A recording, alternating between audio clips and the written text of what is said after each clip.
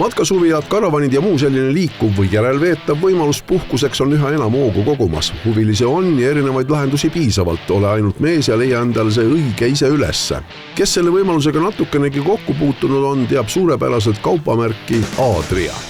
Adria on 60 aastat toodetud Sloveenias. Ta on Euroopa igas riigis, on ta esimese 5 seas raudselt oma müüginumbritest, ehk ta on hinna kvaliteedi suhteliselt väga hea. Ta kuulub küll suurde gruppi, aga ta on täiesti iseseisev firma seal, teda ei segata, tema teeb oma enda arendused, ta on täiesti teistsuguste arendustega kui teine asjad. Ta on hästi palju innovatsiooni toob sisse turule asju, tal on väga palju asju patenteeritud, väga palju asju pole lastud patenteerida, mida ta kõik on turule toonud. Et ta on selles suhtes väga innovatiivne ja sellepärast teda rahvas austab. Adria toodab nii haagissuvilaid, autosuvilaid kui ka mobile house, nagu siis mobiilsed majad, mis on siin hästi suured, mis tõmmatakse lihtsalt ühte kohta paika.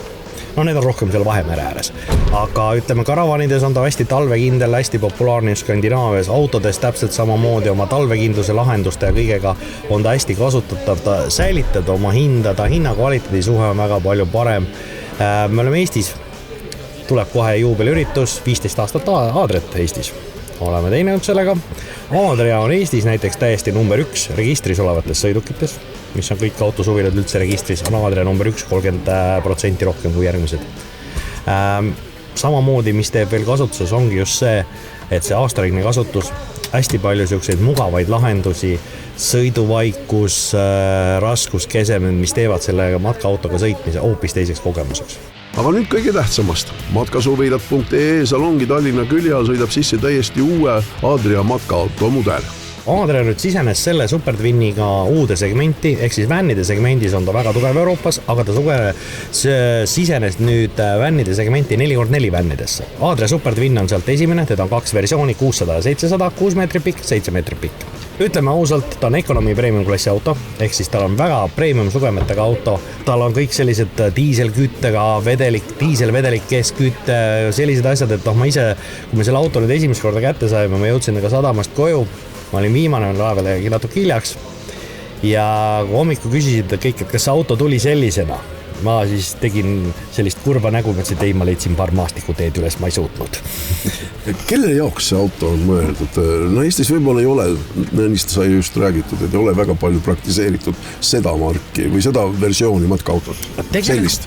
Mul endal hea sõbral on 4x4 teine tootja.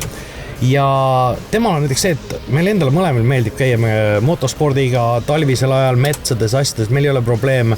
Ta veab omal paati, ta laseb sellega paati vette, tal ei ole probleeme. Ta käib igal pool sellega, ta talvitus selles, siin Hispaanias oli talvitumas, kõiki sükste asjad, ta annab selle vabaduse, aga sa ei sõltu ainult nendest teeoludest. Samamoodi meil käia Eestimaal RMK-sid, neid vabasid pindasid, kus käia.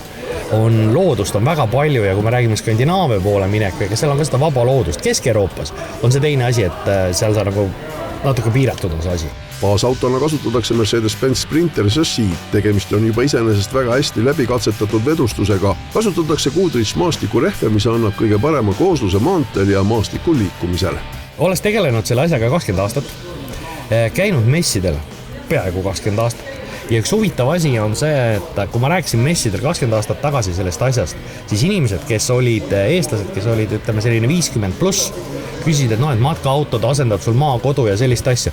80%, 90%, vot maakodu on õige koht, õige asi, matkaauto, ei ole niimoodi.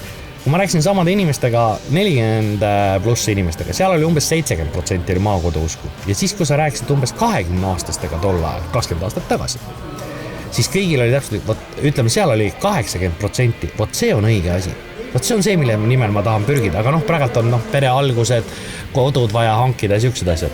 Ja nüüd need inimesed on jõudnud sinna staadiumisse, et neil on see elementaarne, pere on olemas, lapsed, kodu on olemas ja nüüd selle 3.4. väljakutseks enam ei tahetada soetada seda kinnist maakodu, kus olla lihtsalt ühe koha peal kinni, vaid tahetakse elada vabalt.